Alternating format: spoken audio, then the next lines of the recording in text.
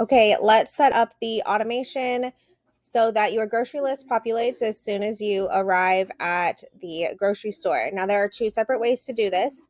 If you use a shared note or a note like I do, then this is the way you want to follow. Kylie will also be teaching how to do it using reminders and lists.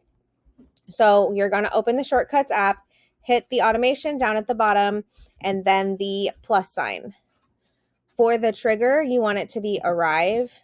When I arrive at Costco, again, you can change the size of the parameter around the radius around the location just to make sure it populates whenever you pull into the parking lot.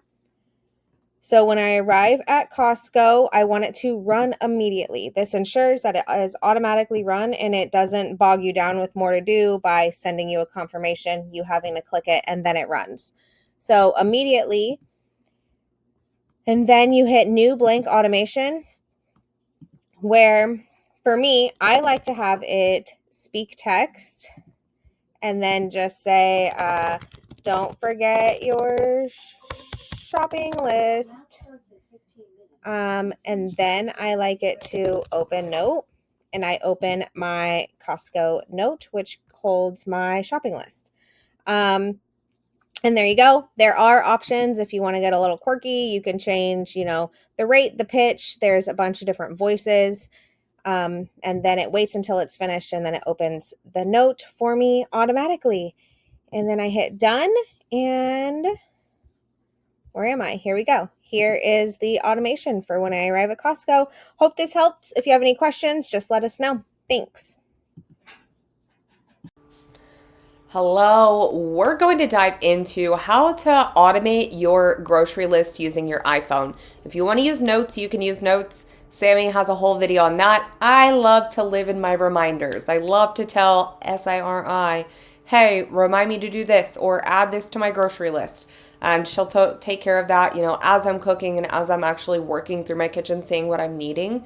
But we're going to take it a step further and show you how you can add recurring items and all kinds of different stuff so you don't have to manage that list in your head all the time, go to the store, and then come back and realize, oh, I forgot toilet paper, which is the only thing I went for. Great. So we're just going to create a new list. Actually, we're not even going to start here. We're going to go to templates. Oh no, there's no template. So actually, we'll just start from this. I lied. I thought I had it saved as a template. So we're going to just name it grocery list. You can even name it just grocery, because if you put list there, when you're talking to SIRI, she'll say, oh, I've added that to your grocery list. So you don't need to add the word list, just add a grocery. We want this to be a groceries list. So this is where you're going to edit that, is under list type. For groceries, you can pick your color to be whatever you want it to be. And then I, of course, like to pick a little food icon. You can totally skip that step if you want to. Let's make it a carrot or a leaf. Let's do a leaf. Okay, and then we're just going to hit done. And then it's going to bring up the new list. So this is super fresh. What I love about specifically using the grocery list type is that I can add random things here, and then it will literally sort it into categories for me. So that as I'm kind of working through the store, it's a little bit easier to manage because everything is automatically sorted into lists. So let's just add a couple more things. Pasta sauce. Whoops. And let's get some juice for the kids. So juice. Okay, so we have a couple things here. You can see, again, everything just kind of automatically sorts, which is super nice. But we're going to go ahead and set up the settings for this list. So what we want to do is come down. I don't know what just happened. Hold on one second. All right, let's go to grocery. We're going to go ahead and set up the settings. So one thing I do absolutely recommend, give me a second, I always forget how to do this, is to go ahead and share this stinking list. So you can see that you can invite others to collaborate. So you can literally just send it via text.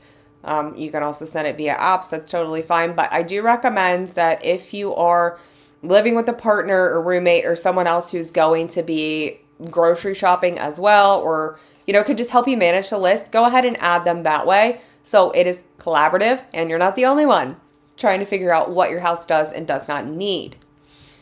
Okay, now from here, what I really like to do here is go ahead and set up things that I'm going to be using on a schedule. So this is a new list. So and you don't have to do this literally the first time you put it on, but what I want you to start to do is start to recognize, okay, how long is it taking us to get through a gallon of milk?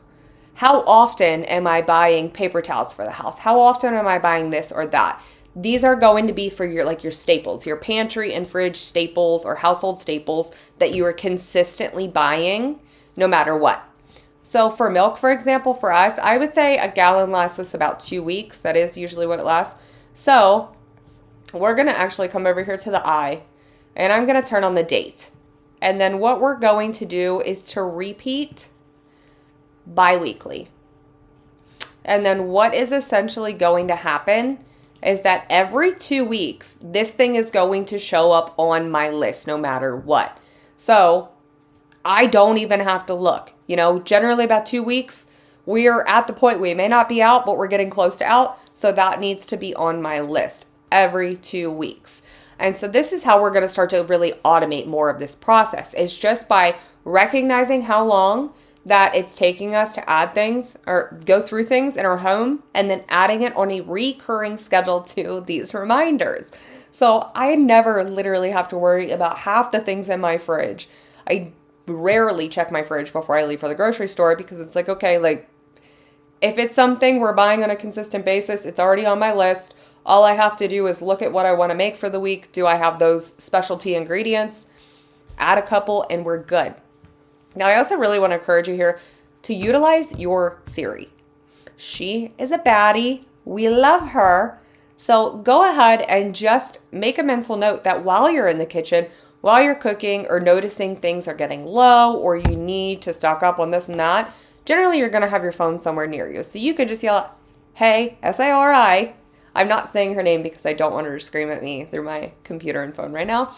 But it will give you the ability to go ahead and do all of this hands-free and immediately take it off of your brain.